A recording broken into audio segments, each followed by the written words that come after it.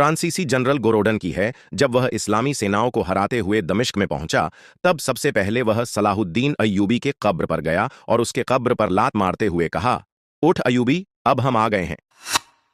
Salahuddin Ayyubi एक मुगल सेनापति था जिसने अफ्रीका और यूरोप में कई देशों को कब्जा करने में बड़ी भूमिका निभाई थी। लेकिन ईसाई भूले नहीं और 400 साल के बाद बदला लिया और सलाहुद्दीन अय्यूबी द्वारा जीते गए तमाम देश खाली करवा लिए।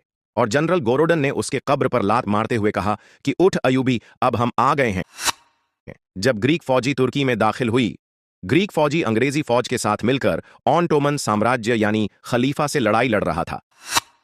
फिर ग्रीक फौज के जनरल सोफोक्लस वेनेजोलस, जो दूसरी तस्वीर में है, वह उस्मानिया यानी ऑटोमन साम्राज्य के स्थापक बनी उस्मान गाजी की कब्र पर गया।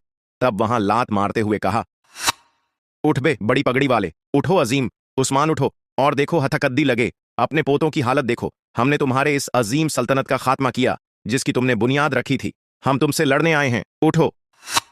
जब ईसाइयों ने जिहाद के बदले क्रूसेड करके स्पेन से मुस्लिम शासकों के खिलाफ बगावत किया और ईसाइयों ने जब स्पेन के शहर उंदलस पर दोबारा कब्जा किया, तो जनरल अल्फांसो ने स्पेन को जीतने वाले हाजीब मंसूर की कब्र पर सोने की चारपाई बिछाई और अपनी पत्नी को लेकर शराब पीकर लेट गया और कहा कि देखो, मैंने मुसलमानों की सल्तनत पर कब्जा कर लिया है। जब फ्रांसीसी जनरल लियोती ने मार्केश में कदम रखा और टिम्बकटू मार्केश जीतते हुए यूसुफ बिन ताशफीन की कब्र पर गया और कब्र को लात मारकर कहा, ए ताशफीन के बेटे उठो, हम तुम्हारे सिरहाने आ चुके हैं। यहूदियों से उनका देश छीन लिया गया।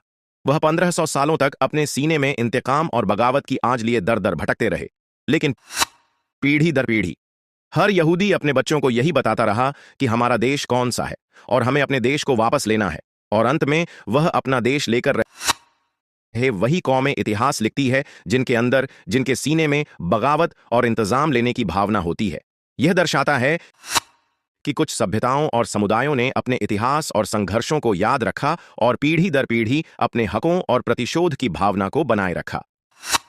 लेकिन सवाल यह है कि क्या हिंदू समाज भी अपने इतिहास और परंपराओं को याद रखकर मुस्लिम आक्रमणों का बदला ले सकता है या अपनी पहचान को मजबूत कर सकता है?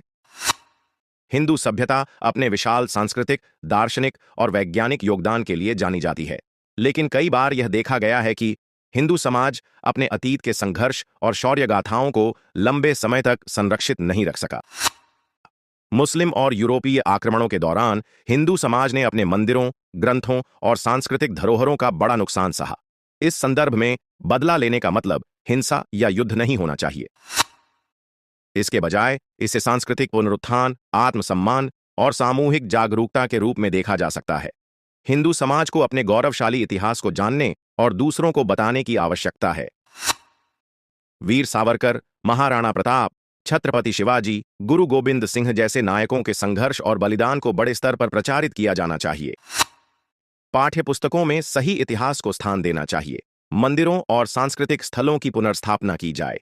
योग, आयुर्वेद और सनातन संस्कृति को वैश्विक पहचान दिलाने के प्रयास किए जाएं। हिंदू समाज को आधुनिक तकनीक, विज्ञान और शिक्षा में अग्रणी बनना होगा। आत्मनिर्भर भारत के लक्ष्य को अपनाकर एक आर्थिक और सैन्य शक्ति बनने की दिशा में काम करना चाहिए। जाति और वर्ग के भेदभाव को खत्म करके सभी हिंदुओं को एक सांस्कृतिक और सामाजिक धागे में बांधना होगा। राष्ट्रीय और सांस्कृतिक मुद्दों पर एकजुटता दिखानी चाहिए। सरकार और प्रशासन में अधिक सक्रिय भागीदारी से कानून और नीतियों के जरिए इतिहास के अन्याय को सुधारा जा सकता है। उन स्थानों को पुनः स्थापित करने की कोशिश करनी चाहिए जो आक्रमणों में नष्ट किए गए थे, जैसे राम मंदिर आंदोलन। भारत को एक मजबूत और आत्मनिर्भर राष्ट्र के रूप में स्थापित करके यह सुनिश्चित करना होगा कि हिंदू संस्कृति वैश्विक मंच पर सम्मानित हो। धार्मिक और सांस्कृतिक गतिविधियों के माध्यम से विदेशों में अपनी जड़ों को मजबूत किया जाए। क्यों जरूरी है यह सब? यदि कोई समाज अपने अतीत के संघर्षों और अपने नायकों को भूल जाता है, तो वह बार बार शोषित हो सकता है। अन्य सभ्यताओं की तरह हिंदू समाज को भी अपनी संस्कृति, धर्म और पहचान को संरक्षित और पुनर्जीवित करने के लिए प्रयास करने चाहिए।